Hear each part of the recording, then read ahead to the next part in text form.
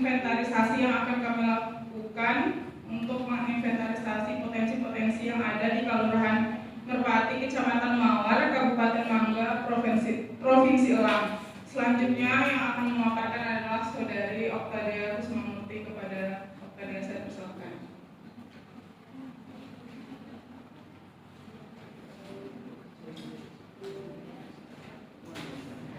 Untuk latar belakang inventarisasi potensi untuk kelurahannya, kami memilih di Kelurahan Merpati, Kecamatan Mawar, Kabupaten Mangga, Provinsi Elang. Kelurahan Merpati merupakan salah satu kelurahan yang berada di Provinsi Elang dan memiliki potensi besar namun belum dikelola secara optimal. Untuk potensi yang ada di Kelurahan Mawar sendiri terdapat potensi sumber daya alam, sumber daya manusia, potensi ekonomi dan kewirausahaan, potensi kebudayaan dan sosial, hingga potensi kelembagaan. Masih kurangnya inventarisasi potensi yang ada di kelurahan ini mengakibatkan pembangunan pada kelurahan yang belum terlaksana secara optimal. Oleh karena itu, kami membuat program inventarisasi potensi dengan mengumpulkan dan menganalisis data tentang potensi yang dimiliki di Kelurahan Merpati, sehingga program ini diharapkan dapat membantu kelurahan dalam merencanakan pembangunan yang lebih efektif dan efisien, sehingga dapat meningkatkan kesejahteraan masyarakat di Kelurahan Merpati. Kemudian tujuan dari program pemberdayaan masyarakat yang kami buat, yang pertama, untuk mengidentifikasi dan mendata potensi sumber daya yang ada di Kelurahan Merpati. Untuk tujuan yang kedua, yaitu untuk menemukan sektor-sektor yang dapat dikembangkan atau sektor-sektor unggulan yang berada di Kelurahan Merpati. Kemudian untuk tujuan yang ketiga, yaitu membangun suatu sistem basis data digital yang terintegrasi dan mudah untuk mendukung suatu perencanaan pembangunan yang ada di Kelurahan Merpati. Untuk tujuan yang keempat, yaitu untuk merumuskan suatu kebijakan yang berorientasi pada hasil inventarisasi untuk mengoptimalkan potensi yang ada di Kelurahan Merpati. Kemudian berbagai potensi yang ada di Kelurahan Merpati. Untuk potensi yang pertama yaitu potensi sumber daya alam. Sumber daya alam yang ada di Kelurahan Merpati yang pertama yaitu sumber daya air, sumber daya pertanian, perkebunan, peternakan. Dan untuk sumber daya yang besar yang terdapat di Kelurahan Merpati yaitu sumber daya pertanian dengan luas 164.248 km persegi. Untuk potensi sumber daya manusia terdapat 2.744 jiwa penduduk laki-laki dan 2.623 jiwa penduduk perempuan. Untuk profesi atau mata pencaharian di Kelurahan Merpati mayoritas yaitu petani, pegawai negeri sipil, karyawan swasta, serta wira swasta. Kemudian potensi ekonomi dan kewirausahaan di Kelurahan Merpati, selain potensi pertanian di Kelurahan Merpati juga terdapat kawasan industri yang berupa pabrik dan juga UMKM masyarakat seperti UMKM yang menjual sembako, makanan, minuman, snack, dan kebutuhan lainnya. Kemudian untuk potensi kebudayaan dan sosial di Kelurahan Merpati terdapat kesenian lokal tradisional berupa wayang kulit yang biasanya dipentaskan di hari-hari besar seperti hari-hari kemerdekaan, hari jadi kabupaten, dan lain-lain. Kemudian di Kelurahan Merpati juga terdapat komunitas tari tradisional yang biasanya dilakukan latihan setiap 1 minggu sekali, di mana tari tradisional ini akan dipentaskan juga di hari-hari besar. Kemudian di Kelurahan Merpati juga terdapat kerajinan lokal seperti kerajinan kaligrafi yang berbahan dasar kulit kambing yang sudah diekspor hingga ke mancanegara. Kemudian untuk potensi kelembagaan di Kelurahan Merpati, di Kelurahan Merpati terdapat dan dipimpin oleh 1 orang lurah, 1 orang sekretaris atau carik, dan 5 orang kaur atau kasih, serta 3 orang kadus atau kayan. Kemudian lembaga pendidikan yang terdapat di Kelurahan Merpati terdapat 2 buah TK, 5 buah SD, 1 buah SMP, dan 1 SMK. Kemudian lembaga kesehatan yang ada di Kelurahan Merpati berupa 1 poliklinik dan juga 1 puskesmas. Kemudian metode pelaksanaan yang kami gunakan pada program ini yaitu untuk pengumpulan data primernya menggunakan survei lapangan dan juga wawancara. Kemudian pengumpulan data sekundernya mengumpulkan dari dokumen-dokumen resmi di kelurahan dan instansi-instansi terkait serta data-data dari BPS. Kemudian untuk analisis datanya kami menggunakan analisis deskriptif, kualitatif, dan kuantitatif serta analisis SWOT. Kemudian untuk basis data dan pelaporannya, penyusunan basis datanya disusun secara digital dan dilaporkan pada laporan akhir.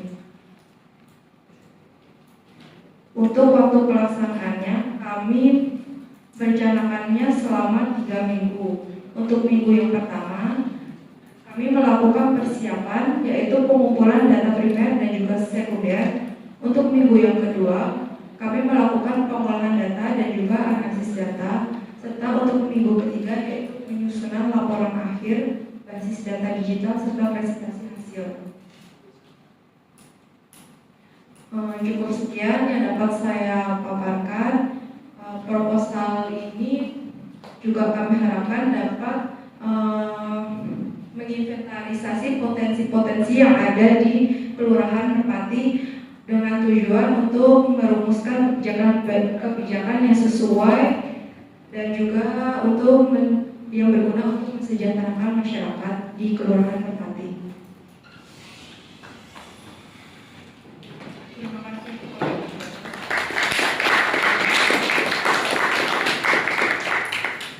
Terima kasih kepada penyaji yang telah memaparkan tadi proposal inventarisasi dari kelompok kami. Selanjutnya saya persilakan kepada pembahas 1 dan 2 untuk memberikan tanggapannya ataupun pertanyaan terkait proposal yang telah dipaparkan.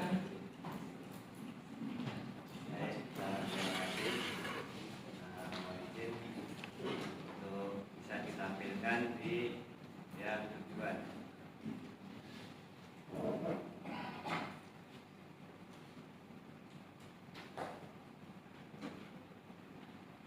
Nah, untuk tujuan ini mungkin saya sedikit berkomentar bahwa pada tujuan ini belum menjawab permasalahan yang berada di latar belakang, di mana pada latar belakang tersebut mengatakan bahwa sebetulnya desa tersebut memiliki sektor-sektor unggulan, tetapi dalam pelaksanaannya belum optimal. Nah, di tujuan dari program ini belum ada yang menerangkan terkait tujuannya untuk mengoptimalkan sektor-sektor unggulan yang ada di desa tersebut. Kemudian terkait analisis ini, terkait tujuan analisis ini, apakah yang dianalisis ini terkait dengan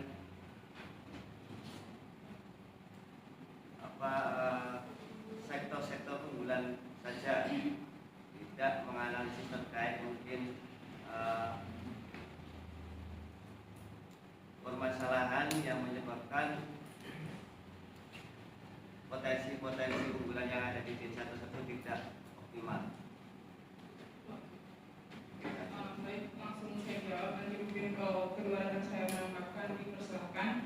Tadi kenapa mungkin di tujuannya belum merumuskan tentang pengoptimalan potensi-potensi yang ada, karena proposal ini tujuan kami adalah untuk menginventaris terlebih dahulu sesuai judul yang di awal, bukan proposal untuk membuat program. Jadi kan kita belum tahu di lapangan itu kok pastinya gimana, apakah potensi yang di sana itu sudah optimal pemanfaatannya atau belum. Jadi tujuan kita di awal ini masih inventaris. Nah, setelah nanti inventaris, baru kita bisa mengelompokkan potensi-potensi mana yang bisa dioptimalkan dan selanjutnya membuat program terkait itu. Mungkin tambahannya dari kedua rekan saya.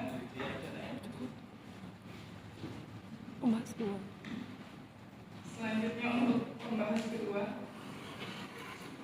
Baik, terima kasih atas waktunya yang sudah diberikan. Sebelumnya, Assalamualaikum warahmatullahi wabarakatuh.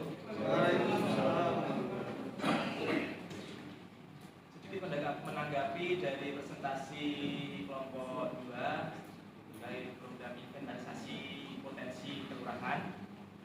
Di sini kan kalau kita berbicara tentang inventarisasi kan pasti tentunya ke lapangan, pasti langsung turun ke desa-desa objek yang bakal diinventarisasi. Sebelum ke lapangan itu, menurut kelompok 2 ini, apakah perlu ada sosialisasi? Dan kemudian, bagaimana tanggapan kelompok 2 apabila desa yang ingin diinventarisasi ini melakukan penolakan atau keberatan dengan rencana inventarisasi program potensi desa yang bakal kelompok 2 lakukan?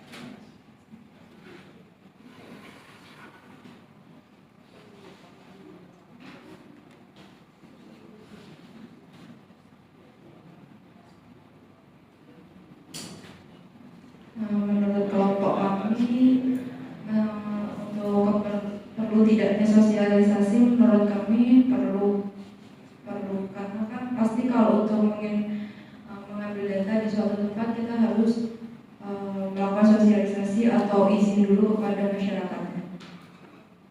Kemudian jika terjadi penolakannya, mungkin kita akan berkomunikasi terlebih dahulu. Kita akan mencoba berkomunikasi baik-baik terlebih dahulu dan kita menyampaikan maksud dan tujuan dari program atau inventarisasi yang kita buat kepada masyarakat agar mungkin mereka juga mengerti maksud dan tujuan dari kegiatan kita. Mungkin itu dari saya dan kelompok kami.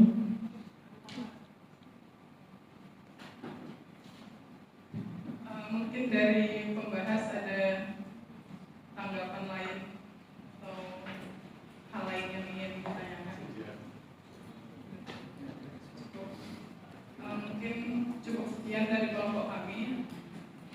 Mungkin Bapak. Terima kasih atas perhatiannya. Maaf apabila ada kekurangan. Kami menjadi wassalamualaikum warahmatullahi wabarakatuh.